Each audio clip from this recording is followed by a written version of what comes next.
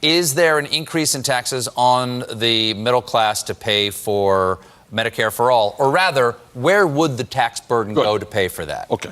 Under my legislation, which has 15 co-sponsors, I believe, in the Senate now, nobody in America will pay any more premiums. Just talked to a woman the other day who pays $1,700 a month, $20,000 a year, gone.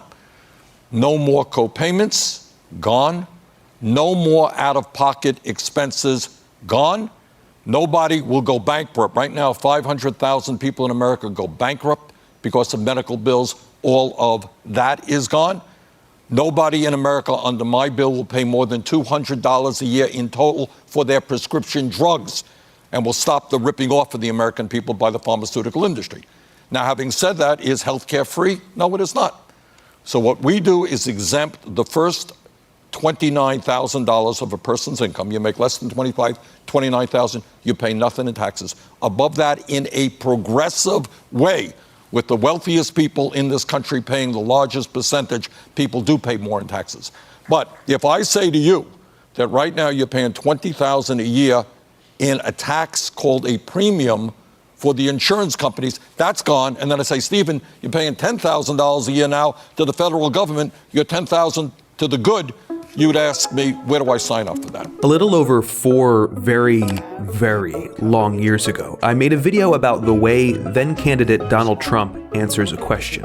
I tried to show that Trump's salesman-like phraseology was very effective at communicating a feeling to the listener, even if the actual claims were bogus or nonsensical. I don't think this is the only reason he won in 2016, but his skill as a communicator was definitely a big part.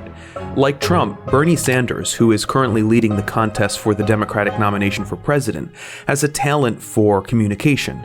In a million ways that I won't enumerate here, these two men are very different, obviously, but the polls and the votes show that they both know how to connect with voters.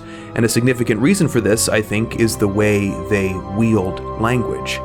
Today, I want to take a look at Sanders' answer to a question that he gets a lot. Is there an increase in taxes on the middle class to pay for Medicare for all? And I think an interesting place to start might be to look back at what I said about Trump's speaking style and see how Sanders compares.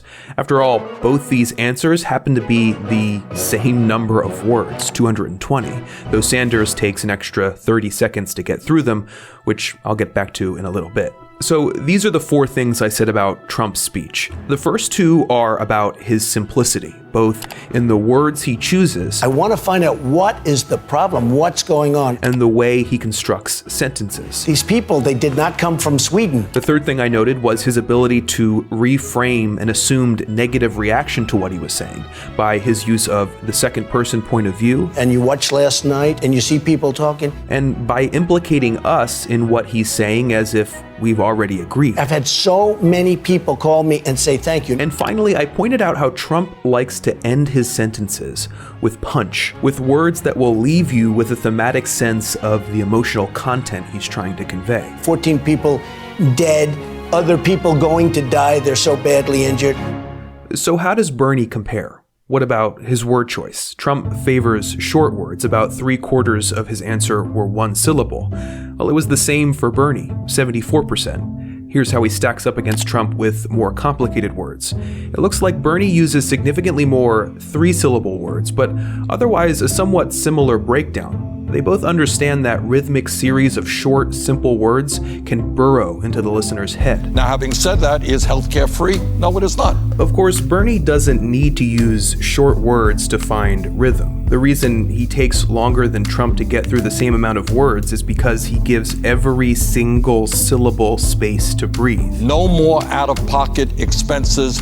Gone? Now, in sentence construction, Bernie's answer is more complex than Trump's. He uses more compound sentences. In fact, he starts his answer with 2 dependent clauses back to back. Under my legislation, which has 15 co-sponsors, I believe, in the Senate now. He's also talking a lot about things that require a basic understanding of politics, healthcare, and taxation, which makes his language necessarily more sophisticated. As for reframing negative reaction, he does that in a similar way to Trump by putting the listener directly into his answer, in this case using Colbert as a stand-in for all of us. You're $10,000 to the good. you'd ask me, where do I sign up for that? And finally, yes, he does end his sentences with punch, just not in the way that Trump does by using thematic words. Sanders uses epistrophe, a stylistic device in which you repeat words at the end of sentences for effect. Just talked to a woman the other day who pays $1,700 a month, $20,000 a year. Gone. No more co-payments. Gone. No more out-of-pocket expenses. Gone. All of that is gone. That's gone. You can almost see your out-of-pocket medical bills blipping out of existence. So there are actually some interesting similarities in the way Trump and Bernie speak. But of course, these answers aren't perfectly comparable, and there are a lot of differences in their styles as well. Trump is singular in the way he improvs stream of consciousness rants that often look incoherent when read back, yet connect with his supporters in the moment. Sanders, on the other hand, has been preaching about the same things for decades. He sharpened his message to a fine point, which is extra impressive when you consider that so much of his rhetoric has to do with context. Is there an increase in taxes on the middle class to pay for Medicare for all? Or rather, where would the tax burden go to pay for that? Colbert asks him if he's going to raise taxes, and to his credit, he's willing to answer yes, but it's here, couched in 200 words of fine-tuned context. He has to explain why, in his view, raising taxes isn't the scary thing it's assumed to be when you factor in all your premiums and co-payments, the artificially high prices of prescription drugs set by a pharmaceutical industry that's ripping us off.